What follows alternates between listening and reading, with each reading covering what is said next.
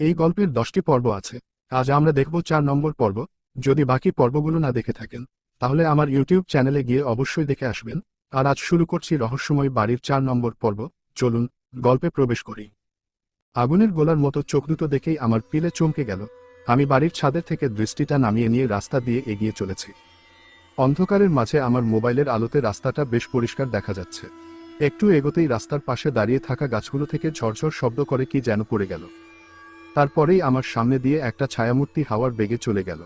আমি আরো ভয় পেয়ে দৌড়াতে শুরু করলাম, কিন্তু আমি যে একই স্থানে দৌড়ে চলেছি, একটুকুও এগোচ্ছি না। কেউ যেন আমায় ধরে রেখেছে। ভয় আমার শরীর দিয়ে ঘামের স্রোত বইতে শুরু করলো। আমার সারা শরীর যেন ভারী হতে শুরু করলো। আমার অবস্থা এমন হলো যেন আমার আর শক্তিটুকুও নেই। আমি টলতে শুরু করেছি, তখনই একটা দমকা হাওয়া আমার উপর দিয়ে বয়ে গেল। আর ওই হাওয়ায় টানা হয়ে মাঠের মাঝে বুড়ির পায়ের কাছে এসে পড়লাম।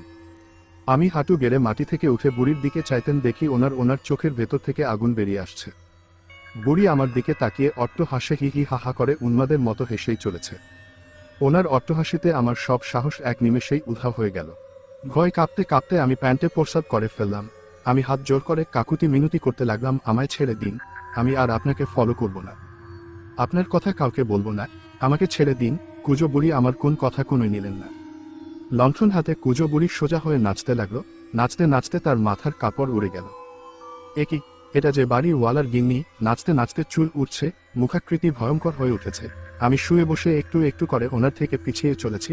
হাত 10 দূরে এসে উঠে দাঁড়িয়েছি, অমনি উনি হাতটাকে লম্বা করে খোপাত করে আমার ঘাটা ধরে কাছে টেনে নিল। আমি ভাবলাম এই বুঝি আমার ঘাটা মোটকে দিল। আমিও ভয় ইষ্টের নাম জপতে শুরু করলাম, কিন্তু কোন লাভ হল না। আমাকে টানতে টানতে সেই পুরো বাড়িটার কাছে নিয়ে গেল। বুড়ি বাড়িটার কাছে যেতেই বাড়িটা বদলে গিয়ে বিশাল এক রাজপ্রাসাদে পরিণত হয়ে গেল। আমি অবাক হয়ে তাকিয়েই আছি।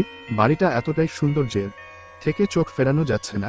আর সঙ্গে সঙ্গে চারিদিকের নিস্তব্ধতা ভঙ্গ করে শিয়াল, প্যাঁচা আর বুনো নেকড়ের ডাকে এক ভয়ঙ্কর সুন্দর পরিবেশ সৃষ্টি হয়ে গেল। ক্যায়ে চ শব্দ করে বাড়ির মেন ফটক খুলে গেল।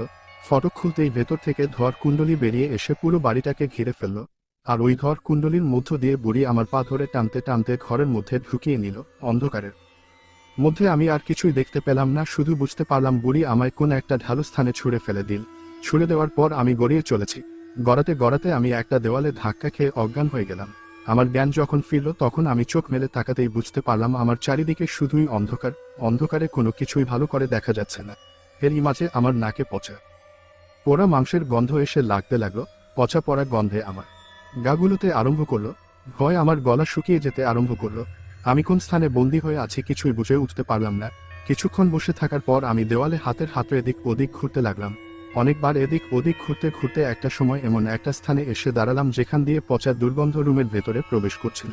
আমি দেওয়ালে নাক দিয়ে শুকতে শুকতে গন্ধের উৎস স্থানে এসে দাঁড়িয়ে পড়লাম। ওখানে দাঁড়িয়ে হাতড়ে হাতড়ে বুঝতে পারলাম আমি একটা দরজার পাশেই দাঁড়িয়ে আছি। দরজার পাশে হাতড়াতে হাতড়াতে কিছুই খুঁজে পেলাম না। আমার উদ্বেগ বেড়েই চলেছে। মনে মনে ভাবছি সকাল হয়ে হয়তো স্কুলের সময় হয়ে গেছে, ছাত্ররা ক্লাসে আমার জন্য অপেক্ষা করছে। আমি যেন আর ভাবতেও পারছি না। ক্ষুধায় পেট জ্বলতে শুরু করেছে, পিপাসায় আমার গলা শুকিয়ে কাঠ হয়ে যাচ্ছে। আমি নিরুপায় হয়ে চিৎকার করে উঠলাম। আমার আওয়াজটাই আমার কানে ঘুরে এসে লাগলো। অন্ধকারের মধ্যে এদিক ওদিক চলতে গিয়ে কিছুর মধ্যে ঠোক্কর খেয়ে মেঝেতে পড়ে গেলাম। আমার হাতে কিছু যেন একটা লাগলো। আমি ভালো করে হাত বুলিয়ে বুঝতে পারলাম এটা একটা পচা গলা কঙ্কালসার দেহ। আমি আস্তে আস্তে হাতটাকে এদিক ওদিক করতেই আমার হাতটা ওই কঙ্কালের ভেতর ঢুকে গেল। আমি সঙ্গে সঙ্গে হাতটাকে টেনে বার করে নিয়ে হাতের উপর ভর করে একটু সরে গিয়ে পড়ে রইলাম। কিছুক্ষণ পরে আবার উঠতে গিয়ে আবার পড়ে গেলাম। এবার মাথাটা শক্ত কিছুতে একটা লাগলো আর আমি অজ্ঞান হয়ে গেলাম। কতক্ষণ অজ্ঞান হয়ে পড়ে আছি জানি না। হঠাৎ একটা বিকট আওয়াজ আমার কানে এসে লাগলো। আওয়াজটা কানে আসতেই আমি চোখ মেলে দেখি অন্ধকারের মধ্যে একটা আলোর আভা, ঠিক কুয়াশা না, আবার ধোঁয়াশা বলাও ঠিক হবে না। আমি ওই আবছা আলোয় দেখতে পেলাম কিছুটা দূরে কয়েকটা ছায়া মূর্তি দাঁড়িয়ে রয়েছে। একজনের হাতে একটা লম্বা ডান্ডার মতো কিছু হবে। আমি আস্তে আস্তে উঠে দাঁড়ানোর চেষ্টা করতে লাগলাম, কিন্তু আমি যেন দাঁড়াতেই পারছি না।